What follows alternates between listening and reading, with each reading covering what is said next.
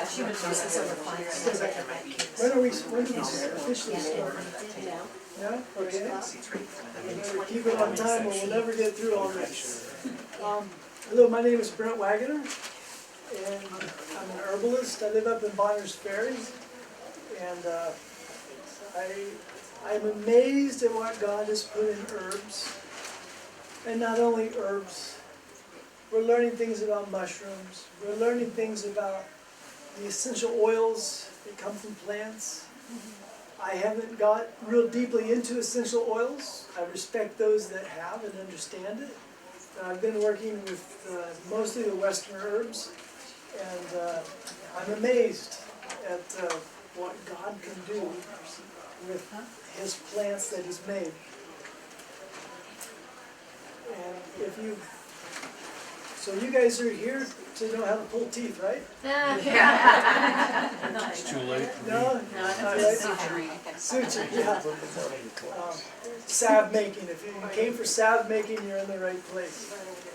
Has anyone done any, done herbs before? Anybody drink tea before? Yes. All right, you're all herbalists. Does anybody go out and plant or pick flowers to eat? Do you like to eat your dandelions? Yes. Oh, yeah, very good. You know, as far as a kid, as far as we got, we always took the dandelions and wiped them on everybody's arms, right? So that's kind of infusion that way.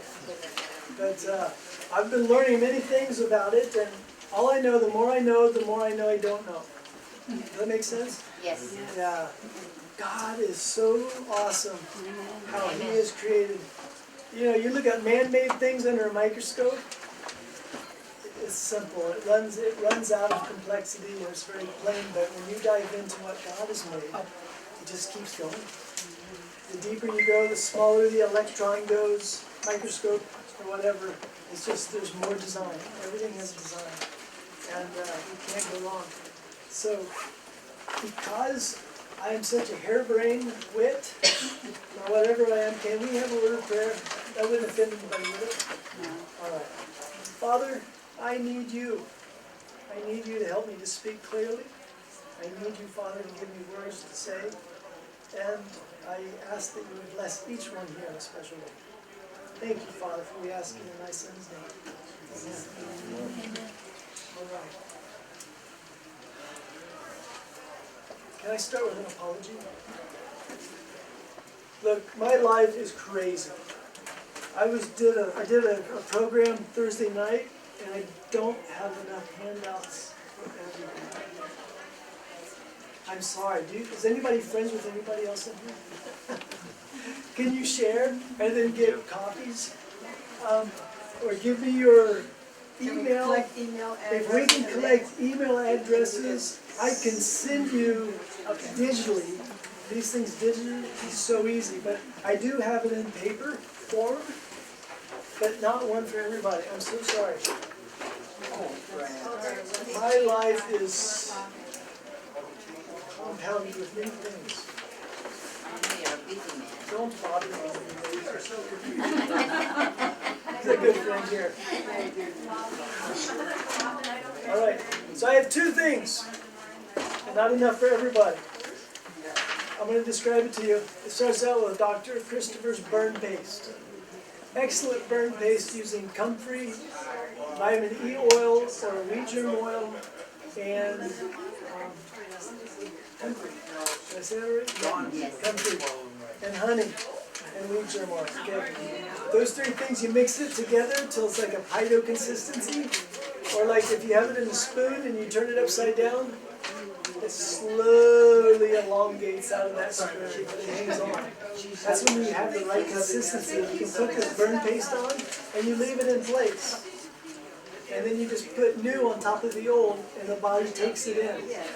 And it builds tissue. And we know honey can do that just by itself, but this comfrey mixture with the vitamin E oil, it does wonderful healing properties. And we've used it for scar healing, black salve. Ladies that have had black salve taking out tumors, and then you have a hole, Then you use this burn paste to build up the tissue underneath of it. It does it very quickly. So there's lots of uses for it, I'm just saying. And we're going to go into salves. Now in this paper, it's more than just salves because it also talks about tincture making. And we're also going to go into the use of charcoal. We may not get to that in this class. We're going to focus mainly on the salves. But the salves and tinctures are basically the same. It's really simple. And you'll enjoy it, I'm sure. Has anybody made tinctures or salves in here? Okay. Some people have. Very good. And you know what you're doing, you're communicating or transferring the medicine from the plant to the oil or to the tincture, which would be an alcohol usually, or to the water or to the glycerite. You're just making it easy to consume, and maybe in a more palatable form or more of a concentrated form by doing that. Do you have a chair? I'm so sorry. Yeah, go ahead. I just found out because you're talking. No. But anyway. Now this is another one. Yes? Is it just 2 pages? This one is, If it's just 1 or 2 pages, and if you leave a copy there, people can just take a picture. now this is 2 pages, 3 sides. But this one is a lot more. Now this one is, there's these cards for plant identification. And their cards is a big, thick stack of them. There's 100 herbs that you have to learn by name. You have to learn everything about them, what their action is to pass the test. Okay? We won't have time to do that today. But anyway, this comes from those cards. And it's a really neat thing because it has basic guideline for using herbs, common poisonous plants. Now, are you familiar? If you're in here, you probably like plants. And you probably have your favorite plants out there already, right? Maybe you have some echinacea growing in your flower bed.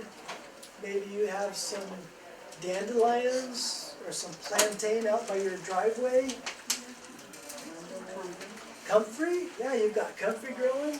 All these things are great medicine. But there are poisonous plants. Now, sorry, I don't have the picture here, but in the medicine chest, in those cards, they do have pictures. But you can go online. You have the name here. And if you have the name, you can look up and you can identify poisonous plants. Up here in the Northwest, it depends what you're looking for. Let's say you climb the mountain, you go to 3,000 feet, and you know if you climb that high and you're close to the water, you're likely going to find, I can't think of the word, I thought it would come to me. Sorry, it's been a late night last night, or early morning. No.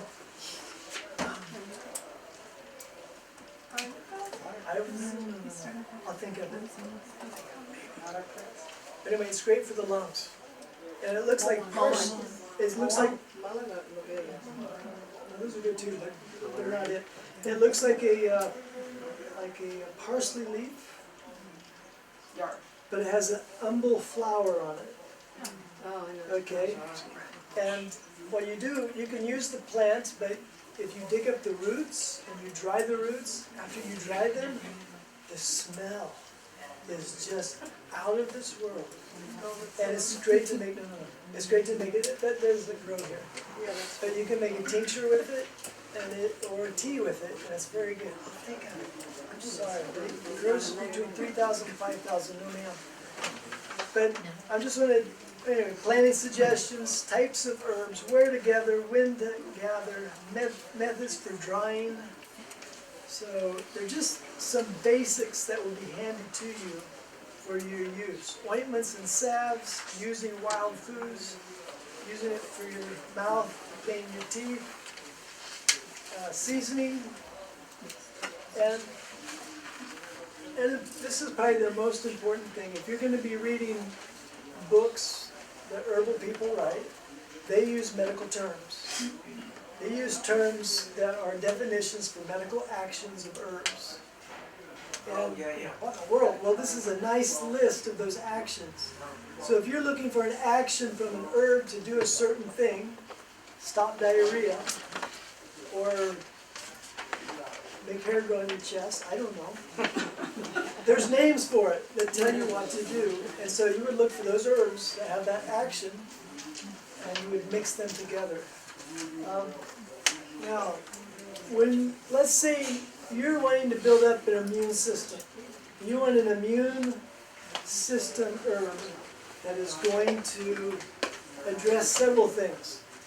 You want it to be able to expectorate. So when you cough, you want to be able to get rid of the gunk. Okay, cough medicine keeps you from doing that. You don't want cough medicines. You want an expectorant. You want to be able to get it out, because that's what your body's trying to do. So you want to expectorate that. So you're looking for herbs that are good expectorates. Cherry bark. Wild cherry bark is a good one. Yeah, I should have brought my thing, but we wouldn't have made herbs.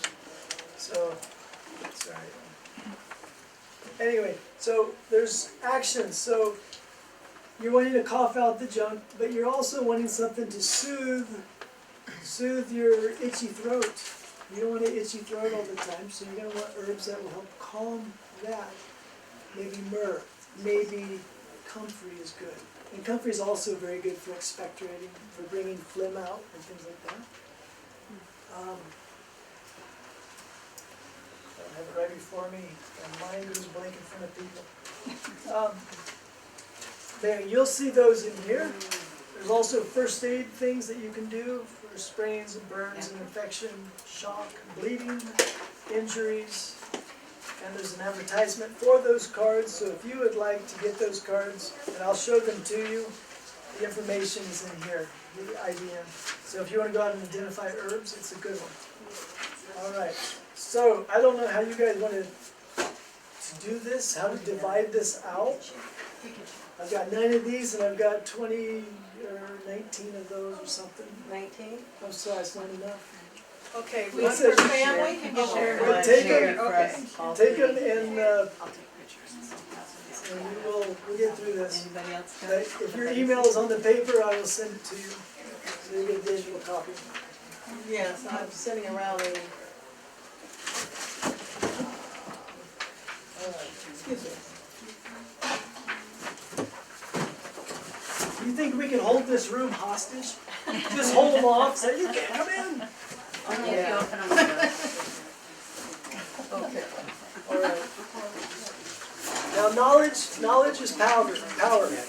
And I just wanted to share some things with you that, some books that have been very helpful to me. Dr. McClintock, Rice, Washington, excellent book. It's a simple book, it's easy to go through, it's easy to find effective herbs. He writes about herbs that actually work. There's a lot of people that write about herbs that they really don't work so good. And they make a lot of money on it. He writes about books that really are helpful. And so this is what I would, I strongly suggest. It's an easy manual to start with. God's Healing Leaves. And Who's the author of that?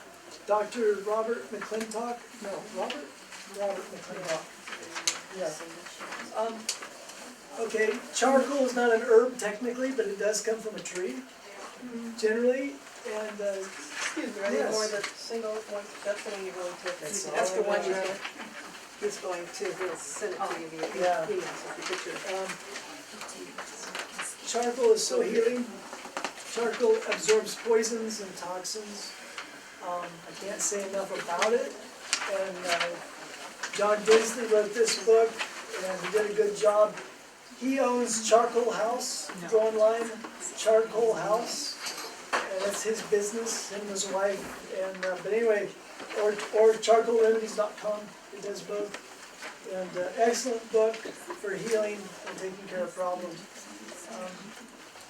Edible and medicinal, those are always nice to have around to identify herbs. This is nice because for the Rocky Mountains it tells you the first ones that come to bloom, or the first ones that you can grab.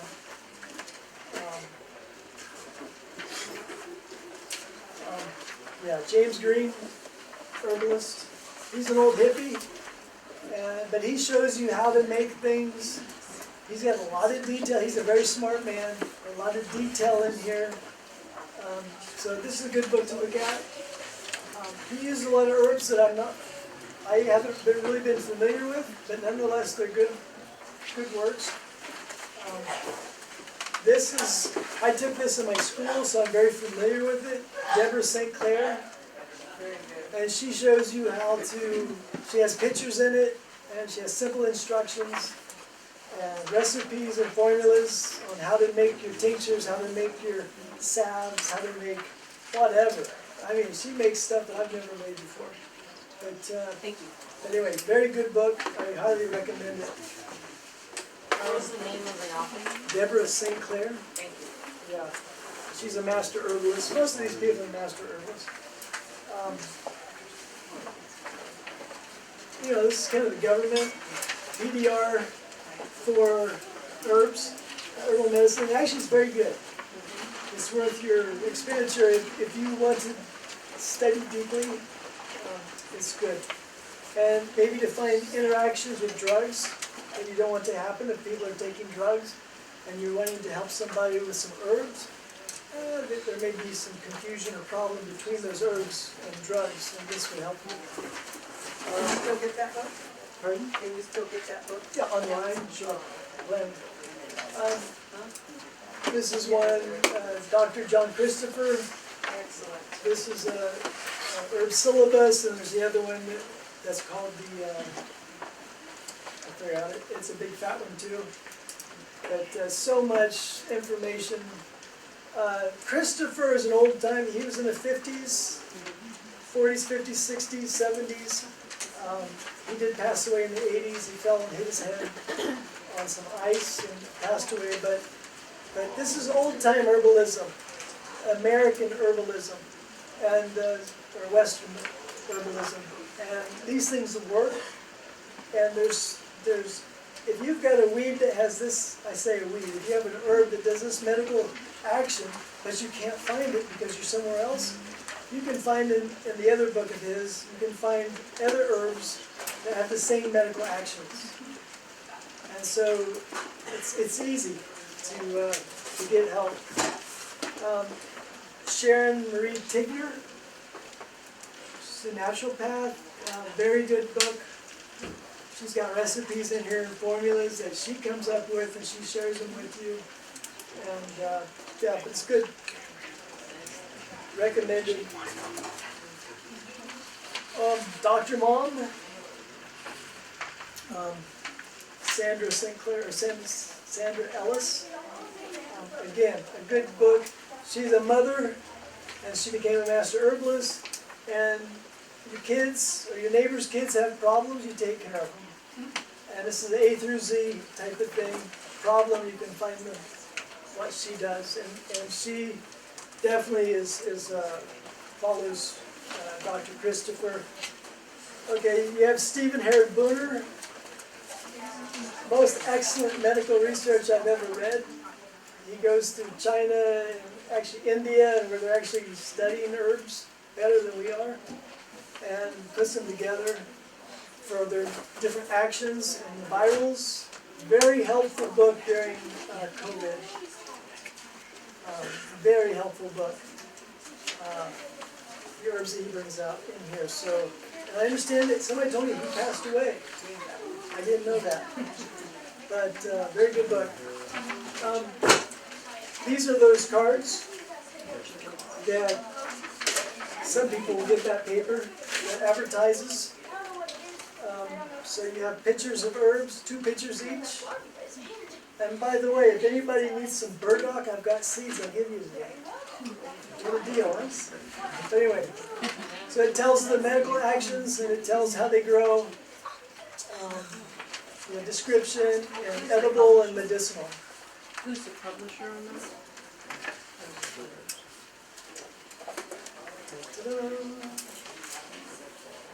Sorry, Nature's Medicine Chest. I don't know.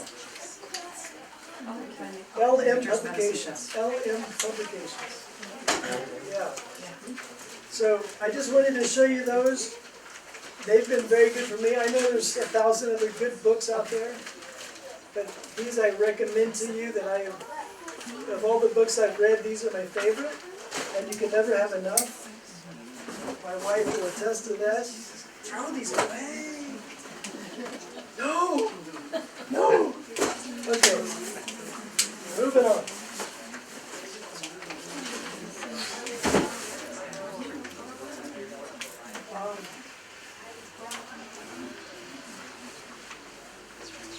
So today, we want to do some healing herbs.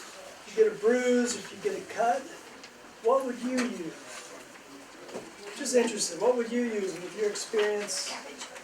Cabbage? All right, I like it. Cabbage is good. You beat the cabbage, right? And you put it on the area, okay? Onion? Cayenne. Oh, cayenne. I'm sorry. Cayenne, yes. And if you cut yourself and you're bleeding, you can shake the powder on there and do a little jig. Yes, he does. And then the bleeding stops, right? Yeah, Or everything that goes with it. if you're bleeding, you can take it internally. Hopefully 10 seconds, it'll stop. If not, take some more. What's another good thing that helps you stop bleeding? Yarrow. Okay, yarrow. All right, I'm thinking of another. Saliva. Saliva? Yeah. Okay, cobwebs are good. Yes. Cobwebs? What about shepherd's purse? Oh, Are you familiar with shepherd's purse? yeah. You know, these little purses like they grow up the stalk as little leaves. It's very good to stop bleeding. If you're a midwife, you're familiar probably with cayenne pepper and the shepherd's purse. You put them together and then someone won't stop bleeding. You can give them a shot of that, and then you can give them some shock tea, which has honey mixed with cayenne to keep the woman going, give her some energy and keep fighting. So, alright. But we're thinking, let's say I cut myself or I broke a bone. What would you do for a bone break? Comfrey. Comfrey, yeah, comfrey. Comfrey's good. So this is comfrey. There's another one, calendula, is mixed in here. Now, I'm sorry I didn't bring the big container, but this is the story. This is the truth. If you want to make like an herbal salve or a tincture, it's easiest if you use a dry plant. All right. If you use a powder, when you run it through your cheesecloth or your cloth, I usually use like a flour cloth to pour my oils and herb through, and that separates it. If you use a real fine powder, it's going to clog up your filters, medium, and that can be a bummer, right? And so you just squeeze and push, and it just takes forever. So usually I like to do cut and sift. And cut and sift is you have little chunks and pieces. And then you would, in the very last, you could run it through the blender. You have a big blender. You could whiz all that stuff and just make it as fine as you could and then squeeze the rest of it out. But I've already done that, so I don't have that process here for you. But just imagine.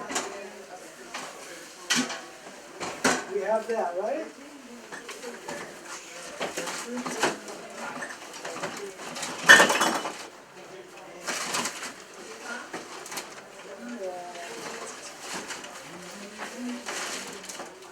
Organization is not one of my skills.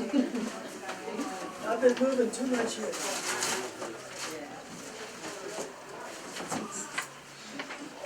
Okay, I guess I didn't bring it. But what I was looking for was clothespins. But since we really don't have it today, but I'm just going to show you, so yeah. Take your nice flour sack. A little dent in it. Kind of like that, of course. There's your clothespins around the outside of the pot. Easy, right? And you've been soaking a container, whatever size it's in, a quart jar or something. It has your oil and your oh, I know what. Let's say you cut yourself and you lose the sensation of nerve sensation. Oh, I cut a nerve. You know, you've had that happen. You know what's the best thing to do that I know to heal those nerves very quickly? St. John's wort flower. So you go find your St. John's wort and you just pick all the leaves, or you could pick the tops, which has a little bit of leaves and mostly flowers. Fill your quart jar full of flowers, and then pour in your best olive oil on top, and let it sit. In 14 days, it will turn a beautiful red. And it's the hypericums that are in the St. John's wort that are red. Okay, and they are very healing to the nerves.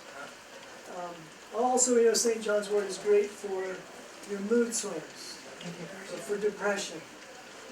And so people can use that St. John's wort, just take the flowers or the leaves, and you can chew on them raw, or you can dry them and keep them for winter time, but they're very good for lifting the moods as well. But I like it really because it works so good for bringing back nerve, makes nerves grow back very quickly. Okay, so, but we don't have that in here, I'm sorry about that. This is just calendula and comfrey. So anyway, you would fill that whole container, and after you let it sit for 15 days or so, or a month, or longer, then dump it in here. Do know if it's fresh leaves, it might be good to wilt those leaves a little bit, like a couple hours. Let them kind of dry just a little bit before you put them in. It'll help take some of the moisture out of them. If you do something green like that, that is fresh, you will likely have some moisture in the bottom of your oil container, or your glass container that you've been making your salve, making your oil juice with, all right? There may be some drops of oil in there. So if you put it in here and you sieve it out, there may be oil in the bottom. Oh, and also if you would squeeze it at the very end to get every drop of oil out of that, you're going to be putting every drop of water in there too. And you really don't want to do that. So on things that are green, I don't really squeeze them that much. I just kind of pour off the top, and I'll see some drops of water that'll settle in the bottom. And another thing you can do, you put a couple gooshes or whatever of, what's the right word? 40% alcohol, vodka. Just a couple splashes of vodka in the bottom of that, and it'll help take care of the water. All right. So anyway, so now we are. But this is dry material that's been put in here. Let's say this is comfrey and dry calendula flowers that are in here. And if you don't have a press, then you can just start twisting it, and it'll start making it real tight, and you'll have oil going into your, here, right? So you can save more oil that way to get out of that. And if you have a press, has anybody here been to my classes, my full classes? Okay, I've got a hydraulic press, and we really squeeze it, and it gives. And I like doing that because that medicine that's deep within the pores of those plants, I like to get every bit of it when I can, and it does make much better medicine. Now, for those of you that have the paper, the 2-page paper,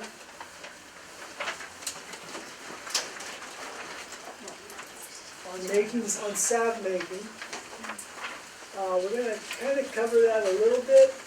Maybe not for every word, but when you do herbs, whatever they are, alcohol tinctures, or if you're making salves, you'll go out and you'll have fun one day or several days, and you'll be picking different plants. And if it's not all in one thing, then you're going to have your calendula here, your comfrey here, and you'll have another bottle that'll be full of marigolds or whatever. And then after it soaks for oil, it changes the way it looks. What was that? Right. Label, label, label. Always label what you have, because it's so easy to forget what it was. Yeah. Alright, so we've done this. We have our refined oil here. And I have tried coconut oil.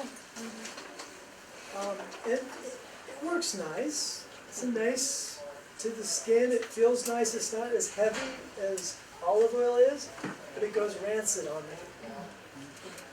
And if you make a salve with it, and then you have it in a jar, and maybe 6 months later you look into that jar, you're like, egads! The bottom of it will have all these black spots. So that usually happens to me. If you've had better success, tell me your success story and how you did it. But otherwise, olive oil lasts. It just lasts a really long time. And if you can keep it cool and out of the sun, it'll last, 4+ years. You can have a salve that's very viable and hasn't gone rancid. Of course, if you put these in an emergency kit and you keep them in the trunk of your car, man, 3 months, it'll start turning on you. So, we made a home health kit. It was in a big plastic thing. It was full of tinctures and full of salves and full of powders and all these things. And our home health kit, and it just was going rancid too quick. And so it really wasn't viable for people to pay that much money for these many herbs, and then the salves all go bad because they kept them in the car. So that's one thing about salves. You really got to keep it in your house. Keep it cool in your fridge if you can, make it even last longer. All right.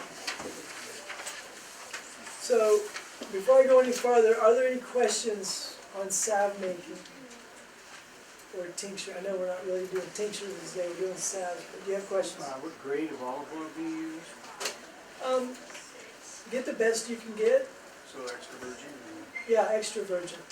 Yes, sir.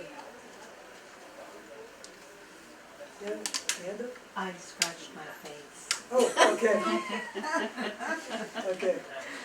Any other questions? That's a good question. Okay. So, yes. You said you had full classes. Are those here locally or somewhere else? I tried to, but they didn't let me come. The venue didn't. They said, you wait till here. So here I am, but it's not a full class. We just had one in, why do I always forget the name of it? It's just after Sandpoint, south of Sandpoint. Apple. Athol. I was just at Athol. We had a nice class Thursday night. So, and we do them around. So if you get on a list, maybe get a list going at our booth out there. You can write on a piece of paper and we can plan something maybe this fall or something. When everybody's out of the garden and got time. All right. So, do I have 2 volunteers? Yeah? Okay, I heard a sure there. Yeah, we can do it. Okay, so hang tight. We got you ready though. We need to figure wax. And how do you know how much wax to put in? Well, you can do a recipe, and the recipe says this much oil, this much herb, and then this much beeswax. You can go with that, but if you're ever doing something yourself, what's the magic number? And this is the magic number. When I do herbs, I figure herbs in ounces, just because you buy them in ounces or by pounds. If you would buy from a wholesale place. If you're making your own, you really don't care how much you have in weight. You're looking for volume. Okay? Personally, for me it's volume. I get a handful of this, a handful of that. Or if I'm doing a formula, I might do a part. 3 parts this, 1 part this. So what's a part? You get to decide. Whatever it is. It could be an ounce, it could be 10 grams per part, it could be whatever, it doesn't matter. Just make your parts what they're supposed to be if you have that type of formula. So today, we need to measure how much oil we're gonna be using. And I have a scale here, and what I recommend, what works good for me is, when I measure oils or everything else, it's in grams. It's just easier to figure. And if you wanna figure 150, let's see, what is that? It's been too long. I'm gonna get off that right now and go back to something. If you have 150 grams of oil per ounce of herb, that's not written in your papers, but that's just a go-to. You can figure, you have an ounce of herbs, you want 150 grams of oil. And that's a ballpark figure. If you have more, you can do more. But what I do, I go by site, I go by volume. So I didn't bring it today because my life's crazy. But let's say I have a glass jar, it's a gallon glass jar. I will fill it up with dry herbs, about 3/4 or 7/8 full of herb. And then I pour the rest oil. My thinking is, the more herb you have, the stronger the medicine will be. All right. Have you gone to the drugstore or gone to the herb store and you've gotten, let's say you get walnut Greenhall walnut tincture. Should you be able to see through that tincture? No, but when you get it at that store, can you? Absolutely. Looks like water. If it wasn't for the dark bottle, you know, they're trying to hide how weak it is. Look, your Greenhall black walnut is full of iodine. And it kills fungus quick. It kills ringworm and things like that. You ate, didn't you? You didn't sleep. Nope, I'm awake. You were awake? Okay, it looked like you were. So anyway, I want to encourage you to buy or to make your own if you can, or if you do buy some, you want to make sure it's dark. You shouldn't be able to see through your tinctures. It should be dark enough to not see through for good herbs. All right, so when I do salves, it's the same way. I maximize my herbs. You're going to have some expenditure because your plant material is going to soak up herbs. It's going to soak up the oil, excuse me. And they're going to swell. More so with water and glycerin, but it's going to swell. And so 3/4 might be the max of some herbs just because they're going to. And then it's like, how do I get it out of here, right? It's just going to fill up. So 3/4 and then fill it up to the top. Easy, just as much as you can put in herb to the menstruum. This is called menstruum. Menstruum is the solution that the herbs have given their properties to. Okay. All right. Now we need to measure out how much of this. So let's do. We're gonna do a little. Or we can do a lot. How many people are in here? Can somebody give me a head count? 25. Okay, perfect. I got enough for you guys. There we are. Alright. So we're figuring beeswax, but before we figure beeswax, we need to figure how much oil we're going to have. And so I need my first volunteer to take her place. Or you can be right there. I mean, you can be right here because you want to face people doing this. So they can see the looks on their face. Oh dear. All right. So what we're going to do is we're going to put this on here, Okay. and we're going to tear it. Can you tear that? It's the middle button. Okay. All right. Oh, it slipped. Try it again. Tear it again. It's doing some goofy things, isn't it? Oh, that's why. It's moving. Okay, are we at 0? No.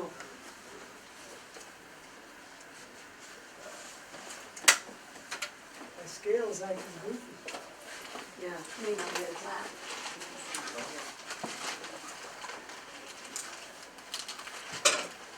Let's do it this way.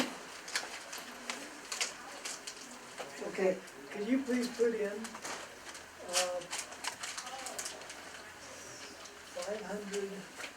500 grams of oil.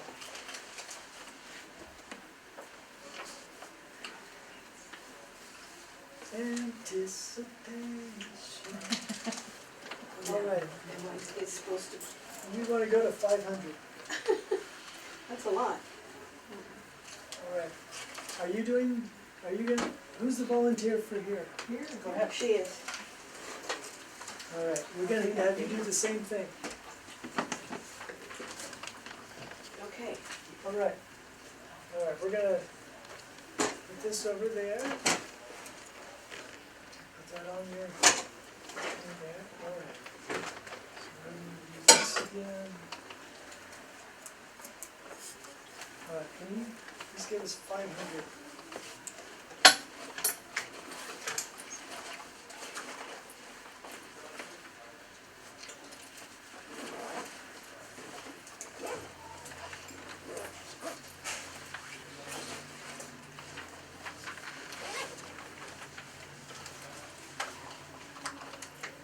Just go for the whole thing.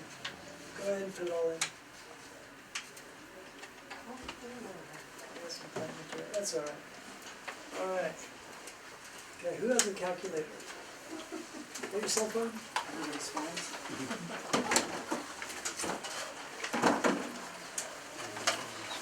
All right. Now, we have 500 and, you're exactly 500? 501. 501. Okay, could you please take 501 and divide it by 7? 71.57. Is it 71.57. 71.57? 0.57. Okay, 71.57. So we'll say 72, round it off at 72. Okay, you need 72 grams of beeswax. Okay. Okay, you got 509. All right, so you need to measure out of here beeswax. Where do I put it?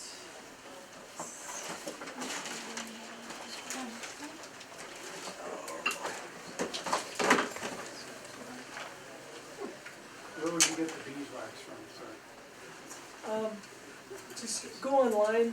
If you have a close by, someone that keeps bees, they may pour beeswax, and you can buy it from them. If not, you can go online and look up bulk. Always type in bulk beeswax, and get it. Okay, so tear that again to 0. And you want to see if you can find the more small pieces of beeswax. Because, of course, the larger they are, the longer it takes to melt them. And we don't want to heat the oil up too hot. Beeswax melts at 150 degrees, roughly.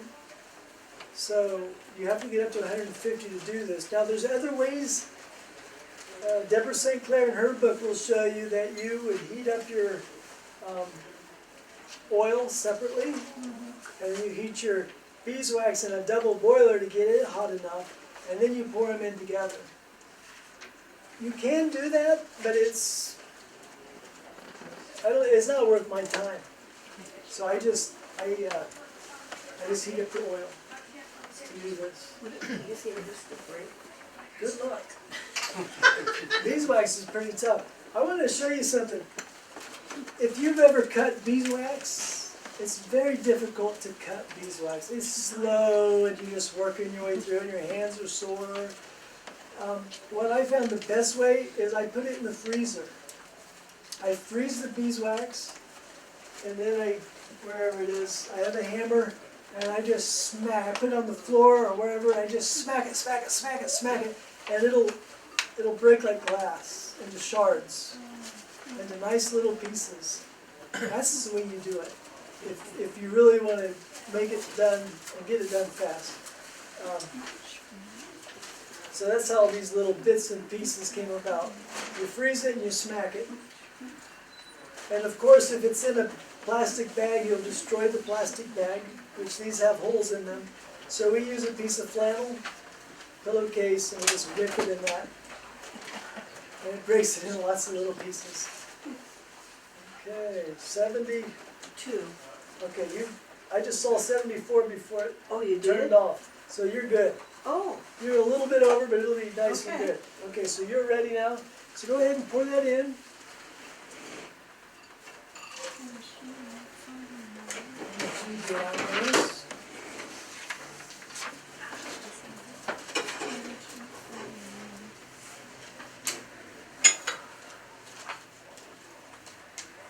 Okay, so I'd like you to start heating that up. Heating the oil. Put it on medium. Now, because there's not much oil in these, you want to be careful not to get it too hot. You want to keep stirring it, and you're going to notice your little pieces of wax are going to start disappearing. You might want to turn it off then. It's getting close because you don't want to get it too hot. And I'm going to get you guys some nice stir sticks here. okay.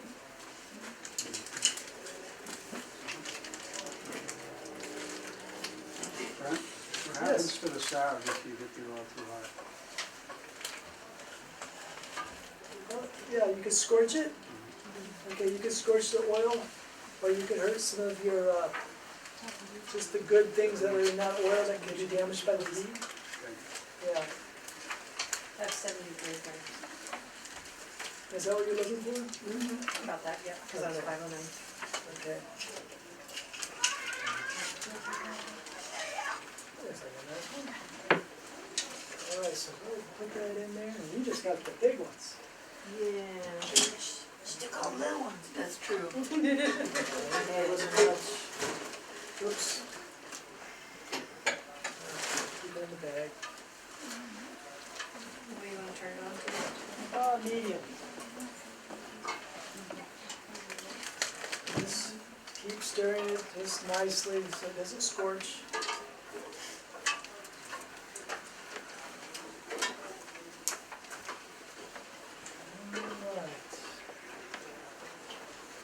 Alright. Okay, thank you.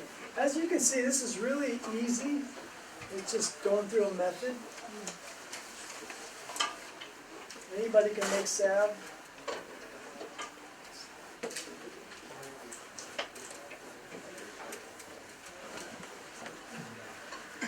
I've tried to incorporate, I made it, there's a deep heat pain salve.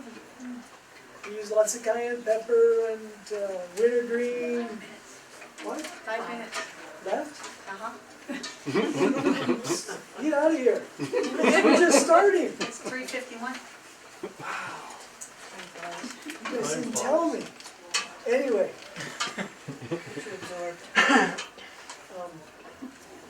So the deep heat salve, you can mix other things with oil that don't mix with oil, like DMSO, but you gotta swirl it.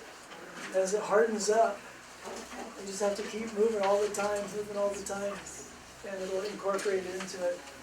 I don't know what we're gonna do. Who's the next? She didn't say who the next. Am I the They next moved some speaker? people around. I don't know. Dr. Fleck is back in here. Not the Idaho potato. Gardens. I don't know, she That's a said, key after, I think. yeah. Winter gardening. Winter gardening. Happening right now. She's already Yeah, done the it. winter gardening is over in the main auditorium. Oh. They changed it.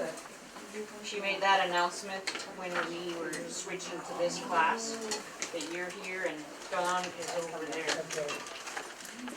So in other words, we don't know. My name is Mud. You're Dr. Fleck, I guess. I don't see anybody. Maybe you're giving, It's okay, Dr. Fleckman was on Are now you all making the time. paint slot? What herbs do you use? well, you would use the typical herbs, you know, wintergreen oils. It helps with pain. comfrey is helpful with pain. Your meadowsweet, white willow bark, cayenne pepper, all these help with pain. Of course, there's other herbs that are kind of on the blacklist that also help with pain.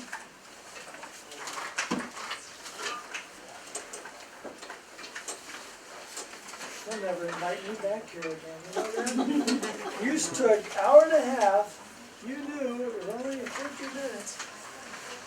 All right.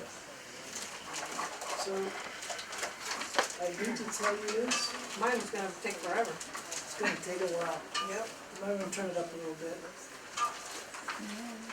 But I'd like to give everybody, if you guys are interested in this salve, Yes. okay, take it home, practice on your dog or your husband or wife. It's good, it works. Lock the door. What I love comfrey salve especially because in the winter time I work outside, so I get these cracks on my fingertips. You know, you bump them, you just put this on and I do paper tape again like that, and then I go around, so I have 4 pieces of paper tape, keep it on for like a day and a half, and it just heals it right up, and it's over with, you know? So, I heard comfrey is not good for like open wounds, so if you have the split in your fingers, is that still good? I don't know anything better than comfrey. Yeah, comfrey is It's very just- good for open It's wounds. a self-deliverant, it Yes. just makes those things heal up so quick. Aloe vera also has allantoin in it, to a lesser degree. But it's allantoin and the comfrey that does it. And also the,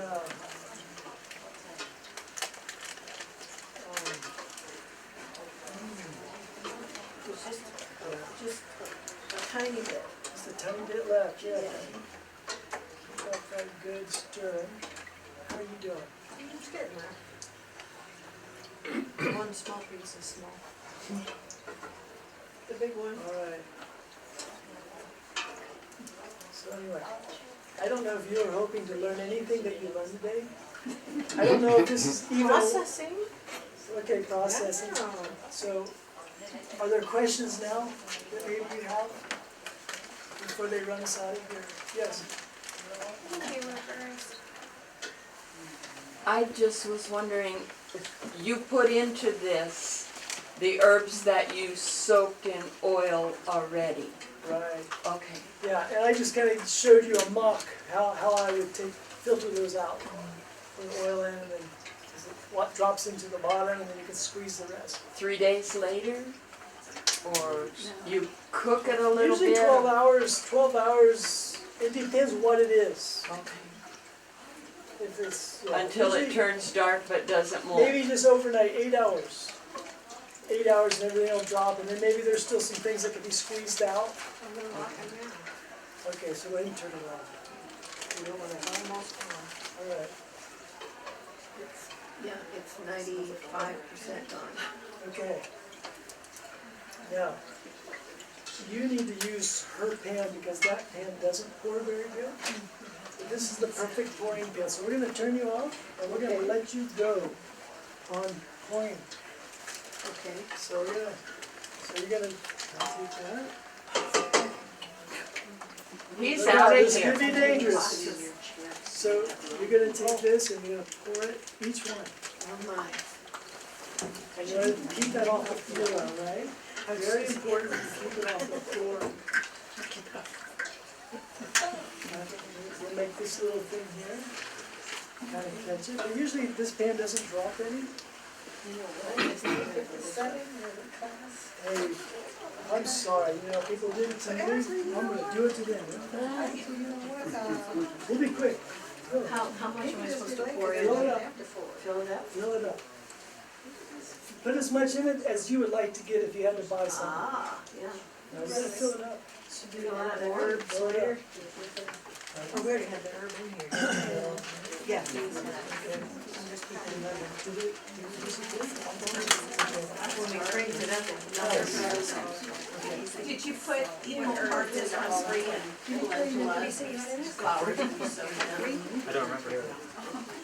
Ask them. yeah. If you want more action of one thing than the other, you can, 70% this and 30% something, yeah. Calendula is healing like comfort? The calendula is healing like the comfort? It's not a self-proliferant, but it's antiseptic. So it'll keep worms from getting, Do you know of anything that helps with cartilage? comfy. Yes. I have a formula that's called Super Healing Salve at the booth. It's made for cartilage, bone, flesh, and cartilage. But it's a Dr. Christopher formula with some add-ins that I've done. But he's got a great BFC formula, or complete tissue formula. The lady next to us has some salve made up, complete tissue formula. So it's about 7 or 8 herbs that really work synergistically together. That heal that very good. calling this on. Okay. Go ahead and take 10 or 15, cause you just flow over, and they can flow over this. Oh, I gotta pour this into your bowl. Go ahead and move your hand, Yes, I can repeat that. just in case it's at this time. If we want to put tables in, just like that. Yeah. We'll wait on that because we want it to dry. And these are gonna harden up. They're so hot. It's gonna take a little bit of time, but everybody make sure you get your salve before you go. Before you leave this place. And we're gonna count it 20. Yes. Okay? 25. Oh, that's right, that's that family. One time, I was doing this and I had some blue ones, and when I poured the hot wax in, all these things just started going, they started melting and the sap was coming out. No, because it was supposed to be a gardening class, but they said they had it already, so I'm not sure what they're doing now. I do. Mary, what is the next in here? Dr. Fleck, he's going to talk about the Heimlich. Oh, the Heimlich maneuver and how the baby choking and stuff? Okay. Yeah. Come to my booth. Or did it get canceled? Huh? The power grid one, did that get canceled? What to do when the power grid goes down? Yeah, I don't even know what, or is that in another room? That's the one that was, they just moved out there. Oh, okay. Yeah, I don't know. They changed some classes around, so there's no telling. I'm just recording. You're the cameraman. That's it, that's all. Whoever comes in, I'm recording.